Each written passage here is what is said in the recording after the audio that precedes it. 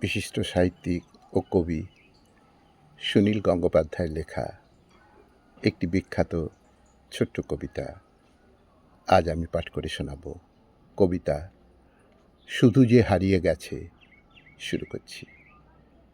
নদীটিকে বুকে তুলে নাও, ডানা ভাঙা হলুদ কপতি হয়ে উল্টে পড়ে আছে গিরিখাতে।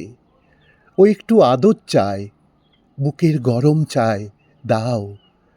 লাবণ্য কণিকা চেয়ে কাঙাল হয়েছে এক রাজরাজেশ্বর। তাকে কিছু দেবে ভেবে দেখো, অরণ্য পেয়েছে ও। পথের সংসার সব তোমারই প্রশ্রয়। এই যে সন্ধ্যার অশ্রু, যার মন রোদে ভরা, সে কি কিছু বোঝে? মনে পড়ে যায় স্তব্ধতার চেয়ে আরও অনেক নিঃশব্দহীন চুপ। কে যেন পুকুর ঘাটে দুপুরের অবেলায় বলেছিল, যাও। তাই শুনে চলে গেল স্কুল, বাতাস গেল খুশিময় ছবি। লোহা ভাঙা শব্দ এসে ভরে দিল অর্ধেক জীবন।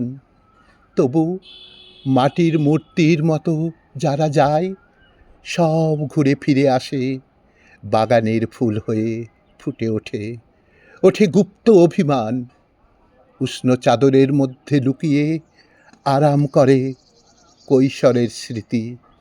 ঔষধি ঘাসেরা সব জানে, দাও।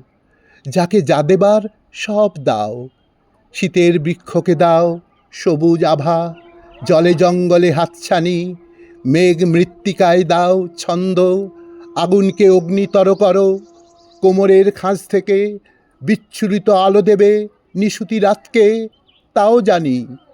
সমুদ্রও কি কিছু পাবে না? শুধু যে হারিয়ে গেছে হিরে নয়, দ্যুতি। তারই জন্য এত কাণ্ড। ছন্দ ছেঁড়া এসব কবিতা, ছন্দ ছেঁড়া এসব কবিতা।